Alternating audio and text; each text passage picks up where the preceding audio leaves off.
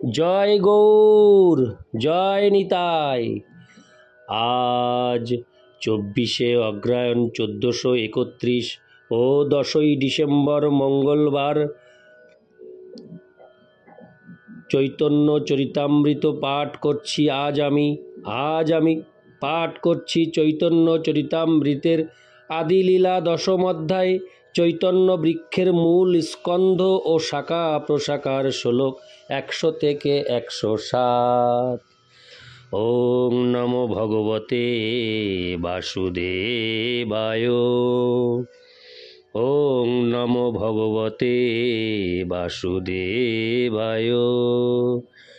ওম নমো ভগবতে বাসুদেবায়। শ্লোক 100। রাত্রি দিনে রাধা কৃষ্ণের মানস সেবন, প্রহরে কো মহাপ্রভুর চরিত্র কথন। শ্লোকার্থ: দিন রাত তিনি মানসে শ্রী রাধা কৃষ্ণের সেবা করতেন এবং প্রতিদিন তিনি মহাপ্রভুর চরিত্র আলোচনা করতেন। তাৎপর্য: শ্রীল রঘুনাথ দাস গোস্বামীর শ্রীপাদপদ্ম অনুসরণ করে ভগবত ভজন সম্বন্ধে আমাদের বহু কিছু জানবার রয়েছে। সমস্ত গোস্বামীরা যে কীভাবে ভগবানের অপ্রাকৃত সেবা করতেন সেই কথা শ্রীনিবাস আচার্য তার শ্রী শ্রী ষড়গোস্বামী অষ্টকে বর্ণনা করেছেন। কৃষ্ণোৎকীর্তন গান নর্তন পরৌ প্রেমামৃতাম্ভনিধি। শ্রীল রঘুনাথ দাস গোস্বামী, শ্রীল রূপ গোস্বামী ও শ্রীল সনাতন গোস্বামীর পদাঙ্ক অনুসরণ করে অত্যন্ত নিষ্ঠা সহকারে ভগবদ ভক্তি সম্পাদন করতে হয়।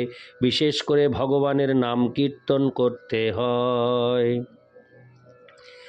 ইতি শ্লোক 100। শ্লোক 101।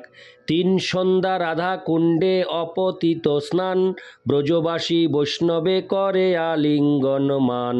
শ্লোকার্থ: শ্রীল রঘুনাথ দাস গোস্বামী প্রতিদিন 3 বার রাধাকুণ্ডে স্নান করতেন এবং ব্রজবাসী বৈষ্ণব দেখলেই তাকে আলিঙ্গন করতেন এবং বহু সম্মান প্রদর্শন করতেন। ইতি শ্লোক 101। শ্লোক 102। সার্ধ সপ্ত প্রহর করে ভক্তির সাধনে, চারিদণ্ড নিদ্রা সেহ নহে কোনো দিনে। শ্লোকার্থ: প্রতিদিন তিনি 22.5 ঘণ্টারও অধিক সময় ভগবত ভক্তি সাধন করতেন এবং 2 ঘণ্টারও কম সময় নিদ্রা যেতেন এবং কোনো দিন তাও সম্ভব হতো না। ইতি শ্লোক 102। শ্লোক 103। তাহার সাধন রীতি শুনিতে চমৎকার, সেই রূপ রঘুনাথ প্রভু যে আমার। শ্লোকার্থ: তিনি যেভাবে ভগবত ভক্তির অনুশীলন করেছিলেন তা শুনে আমি বিস্ময়ে হতবাক হয়ে যাই। শ্রীল রূপ গোস্বামী ও শ্রীল রঘুনাথ দাস গোস্বামী হচ্ছেন আমার প্রভু। তাৎপর্য: শ্রীল কৃষ্ণদাস কবিরাজ গোস্বামী শ্রীল রঘুনাথ দাস গোস্বামীকে তার বিশেষ পথপ্রদর্শক রূপে গ্রহণ করেছিলেন। তাই শ্রী চৈতন্য চরিতামৃত গ্রন্থের প্রতিটি পরিচ্ছেদের শেষে তিনি বলেছেন, শ্রীরূপ রঘুনাথ পদে যার আস, চৈতন্য চরিতামৃত কহে কৃষ্ণদাস। কখনো কখনো ভ্রান্তিবশত কেউ মনে করেন যে এই রঘুনাথ শব্দে তিনি রঘুনাথ ভট্ট গোস্বামীকে তার প্রতি হরে কৃষ্ণ তার প্রণতি নিবেদন করেছেন, কেননা স্থানান্তরে উল্লেখ করা হয়েছে যে রঘুনাথ ভট্ট গোস্বামী ছিলেন তার দীক্ষা গুরু। শ্রীল ভক্তি সিদ্ধান্ত সরস্বতী ঠাকুর সেই কথা স্বীকার করেননি। শ্রীল রঘুনাথ ভট্ট গোস্বামী যে শ্রীল কৃষ্ণদাস কবিরাজ গোস্বামীর দীক্ষাগুরু ছিলেন তা তিনি স্বীকার করেন না। ইতি শ্লোক 103। শ্লোক 104। ইহা সবার জয়ছে হইল প্রভুর মিলন, আগে বিস্তারিয়া তাহা করিব বর্ণন। শ্লোকার্থ: এই সমস্ত ভক্তরা কিভাবে শ্রী চৈতন্য মহাপ্রভুর সঙ্গে মিলিত হয়েছিলেন তা আমি বিস্তারিতভাবে পরে বর্ণনা করব। ইতি শ্লোক 104। শ্লোক 105। শ্রী গোপাল ভট্ট এক শাখা সর্বোত্তম, রূপ সনাতন সঙ্গে যার প্রেম আলাপন। শ্লোকার্থ। সপ্তচত্বারিংশতিতম শাখা শ্রী গোপাল ভট্ট গোস্বামী হচ্ছেন সর্বোত্তম। তিনি নিরন্তর শ্রীল রূপ গোস্বামী ও শ্রীল সনাতন গোস্বামীর সঙ্গে ভগবৎ প্রেম সম্বন্ধে আলোচনা করতেন।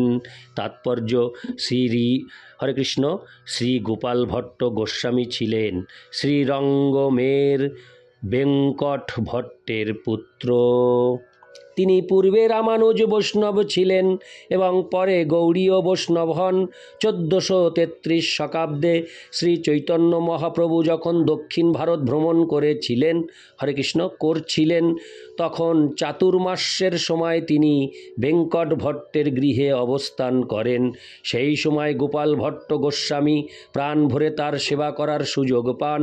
পরে শ্রী গোপাল ভট্ট গোস্বামী তার পিতৃব্য সন্ন্যাসী প্রবর শ্রী প্রবোধানন্দ সরস্বতীর কাছ থেকে দীক্ষা গ্রহণ করেন। গোপাল ভট্ট গোস্বামীর পিতা ও মাতা উভয়েই ছিলেন অত্যন্ত ভাগ্যবান, কেননা তারা শ্রী চৈতন্য মহাপ্রভুর সেবায় সর্বতোভাবে জীবন উৎসর্গ করেছিলেন। তারা গোপাল ভট্ট গোস্বামীকে বৃন্দাবনে যেতে অনুমতি দিয়েছিলেন এবং শ্রী চৈতন্য মহাপ্রভুকে স্মরণ করে তারা দেহত্যাগ করেছিলেন। শ্রী চৈতন্য মহাপ্রভুকে যখন জানানো হয় যে গোপাল ভট্ট গোস্বামী বৃন্দাবনে গেছেন এবং শ্রীরূপ সনাতন গোস্বামীর সঙ্গে মিলিত হয়েছেন, তখন তিনি অত্যন্ত প্রীত হন। তিনি শ্রীরূপ গোস্বামী ও সনাতন গোস্বামীকে পত্রে উপদেশ দেন যে তারা যেন গোপাল ভট্ট গোস্বামীকে তাদের ছোট ভাইয়ের মতো মনে করে তার দেখাশোনা করেন। গোপাল ভট্ট গোস্বামীর প্রতি গভীর স্নেহের বশবর্তী হয়ে শ্রী সনাতন গোস্বামী হরিভক্তি বিলাস নামক এক মহান বৈষ্ণব স্মৃতি গ্রন্থ রচনা করেন এবং সেটি তার নামে প্রকাশ করেন। শিলরূপ গোস্বামী ও সনাতন গোস্বামীর নির্দেশে গোপাল ভট্ট গোস্বামী বৃন্দাবনের 7টি মুখ্য বিগ্রহের অন্যতম শ্রী শ্রী রাধারমণ বিগ্রহ প্রতিষ্ঠা করেন। শ্রী শ্রী রাধারমণ মন্দিরের সেবায়িতরা গৌড়ীয় সম্প্রদায়ভুক্ত। শ্রী চৈতন্য চরিতামৃত রচনা করার পূর্বে কৃষ্ণদাস কবিরাজ গোস্বামী যখন সমস্ত বৈষ্ণবদের অনুমতি ভিক্ষা করেন, তখন গোপাল ভট্ট গোস্বামীও তাকে আশীর্বাদ করেছিলেন, কিন্তু তিনি তাকে অনুরোধ করেন যে সেই গ্রন্থে তিনি যেন তার নাম উল্লেখ না করেন। কৃষ্ণদাস কবিরাজ গোস্বামী তার সেই আজ্ঞা লঙ্ঘন করতে পারেননি। শ্রী চৈতন্য চরিতামৃতের 2-1টি জায়গাতেই কেবল তার নাম উল্লেখ করেছেন। তত্ত্ব সন্দর্ভের শুরুতে শ্রীল জীব গোস্বামী লিখেছেন, শ্রীল রূপ গোস্বামী ও সনাতন গোস্বামীর অত্যন্ত প্রিয় সুহৃদ এবং দাক্ষিণাত্যবাসী দ্বিজ কুলোদ্ভূত শ্রী গোপাল ভট্ট একখানি গ্রন্থ লেখেন। তাতে কোথাও ক্রমভাবে, কোথাও ক্রমভঙ্গভাবে, কোথাও খণ্ড খণ্ডভাবে যা লিখিত ছিল তা ক্ষুদ্র জীব আমি, শ্রীমধ্ব, শ্রী রামানুজ, শ্রীধর স্বামী প্রভৃতি গুরু পরম্পরা ভুক্ত বৈষ্ণব আচার্যদের লিখিত গ্রন্থগুলি আলোচনা করে তা ক্রমানুসারে যথাযথভাবে লিখছি। ভগবৎ সন্দর্ভের শুরুতেও শ্রীল জীব গোস্বামী একই রকম কথা উল্লেখ করেছেন। শ্রীল গোপাল ভট্ট গোস্বামী সৎক্রিয়াসার দীপিকা নামক একটি গ্রন্থ রচনা করেন এবং হরিভক্তি বিলাস সম্পাদনা করেন। তিনি ষট সন্দর্ভের একটি কারিকা এবং কর্ণামৃতের টিকা রচনা করেন। তিনি বৃন্দাবনে শ্রী শ্রী রাধারমণ বিগ্রহ প্রতিষ্ঠা করেন। গৌর গণোদ্দেশ ও দীপিকায় 184 উল্লেখ করা হয়েছে যে তিনি হচ্ছেন কৃষ্ণ লীলার অনঙ্গ মঞ্জুরি। কখনো তাকে গুণ মঞ্জুরির অবতার বলেও বর্ণনা করা হয়। শ্রীনিবাস আচার্য ও গোপীনাথ পূজারী হচ্ছেন তার 2জন শিষ্য। ইতি শ্লোক 5। শ্লোক 100। হরে কৃষ্ণ। ইতি শ্লোক 105। এখন শুরু হচ্ছে শ্লোক 106। শঙ্করারণ্য আচার্য বৃক্ষের এক শাখা, মুকুন্দ কাশীনাথ রুদ্র উপশাখা লেখা। শ্লোকার্থ। আচার্য শঙ্করারণ্য হচ্ছেন বৃক্ষের ৮৪তম শাখা। তার থেকে মুকুন্দ, কাশীনাথ, রুদ্র আদি উপশাখা প্রকাশিত হয়েছেন। তাৎপর্য: শঙ্করারণ্য হচ্ছেন বিশ্বম্বরের শ্রী চৈতন্য মহাপ্রভুর অগ্রজ শ্রীল বিশ্বরূপের সন্ন্যাস নাম।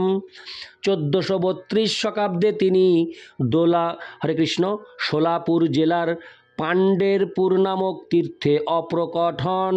সেই কথা মধ্যলীলার নবম পরিচ্ছেদে ২৯৯ ও ৩০০ শ্লোকে বর্ণনা করা হয়েছে। শিল ভক্তি সিদ্ধান্ত সরস্বতী ঠাকুর তার অনুভাষ্যে বর্ণনা করেছেন, মুকুন্দ সঞ্জয়ের গৃহে শ্রী চৈতন্য মহাপ্রভু একটি পাঠশালা খুলেছিলেন এবং মুকুন্দের পুত্র পুরুষোত্তম তার ছাত্র ছিলেন। কাশীনাথ ছিলেন বিশ্বম্বরের বিবাহের সংযোগকর্তা ব্রাহ্মণ পণ্ডিত। তিনি রাজ পণ্ডিত সনাতনকে তার কন্যা বিষ্ণুপ্রিয়া দেবীর সঙ্গে মহাপ্রভুর বিবাহ দেবার পরামর্শ দেন। গৌর গণোদ্দেশ ও দীপিকায় ৫০ উল্লেখ করা হয়েছে যে কাশীনাথ হচ্ছেন কুলক নামক ব্রাহ্মণের অবতার, যাকে সত্রাজিৎ রাজা শ্রীকৃষ্ণের সঙ্গে সত্যভামার বিবাহের আয়োজন করতে পাঠিয়েছিলেন। গৌর গণোদ্দেশ ও দীপিকায় ১৩৫ বর্ণনা করা হয়েছে যে রুদ্র বা শ্রী রুদ্ররাম পণ্ডিত পূর্বে ছিলেন শ্রীকৃষ্ণের সখা বরুথপ। মাহেশের ১ মাইল উত্তরে বল্লভপুরে শ্রী রুদ্ররাম পণ্ডিতের দ্বারা নির্মিত একটি বৃহৎ মন্দিরে তার স্থাপিত শ্রী রাধাবল্লভজি বিরাজ করছেন। তার ভাই যদুনন্দন বন্দ্যোপাধ্যায়ের বংশধরেরা চক্রবর্তী ঠাকুর নামে পরিচিত এবং তারা শ্রী রাধাবল্লভজির বর্তমান সেবায়িত।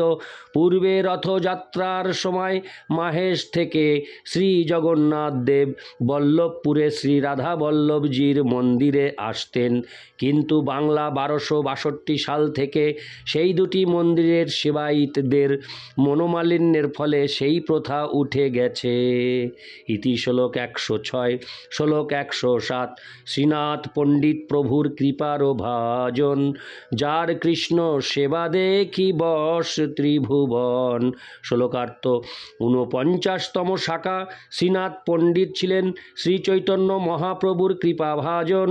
তার কৃষ্ণ সেবা দেখে ত্রিভুবনের প্রতিটি জীব আশ্চর্যান্বিত হয়েছিলেন।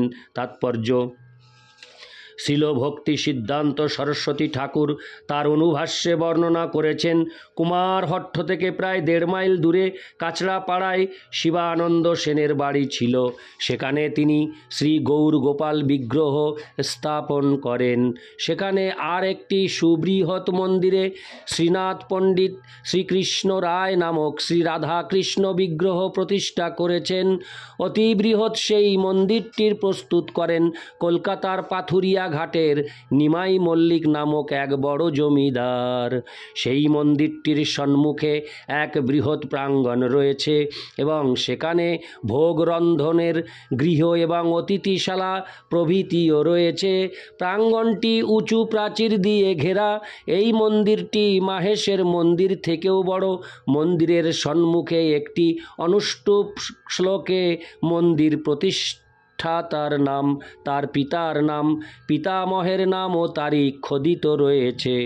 অদ্বৈত প্রভুর শিষ্য শ্রীনাথ পণ্ডিত ছিলেন শিবানন্দ সেনের ৩য় পুত্র, যিনি পরমানন্দ কবিকর্ণপুর নামে পরিচিত। তার গুরুদেব। অনুমান করা হয় যে কবিকর্ণপুরের সময় শ্রীকৃষ্ণ রায় বিগ্রহ প্রকাশিত হয়েছেন। কিংবদন্তি রয়েছে যে মুর্শিদাবাদ থেকে বীরভদ্র প্রভু একটি অত্যন্ত সুন্দর সুবিশাল প্রস্তর নিয়ে আসেন এবং সেটি থেকে বল্লভপুরের শ্রী রাধা বল্লভ বিগ্রহ, খড়দহের শ্রী শ্যামসুন্দর বিগ্রহ ও কাচড়াপাড়ার শ্রীকৃষ্ণ রায় বিগ্রহ প্রকাশিত হয়ে হয়েছেন। শিবানন্দ সেনের প্রাচীন বাস ছিল কাঁচড়াপাড়ায় গঙ্গার তীরে। সেখানে ভগ্নপ্রায় একটি ক্ষুদ্র মন্দির ছিল। শোনা যায় নিমাই মল্লিক কাশী যাওয়ার পথে এখানে নেমে শ্রীকৃষ্ণ রায়ের মন্দিরের ভগ্ন অবস্থা সচক্ষে দর্শন করে বর্তমান সুবৃহৎ মন্দিরটি নির্মাণ করেছে। ইতি শ্লোক 107। ওং নমো ভগবতে বাসুদেবায়। ওং নমো ভগবতে বাসুদেবায়। ওং নমো ভগবতে বাসুদেবায়। জয় শ্রীকৃষ্ণ চৈতন্য প্রভু নিত্যানন্দ শ্রী অদ্বৈত গদাধর শ্রীবাসাদি গৌরভক্তবৃন্দ। জয় গৌর, জয় নিতাই।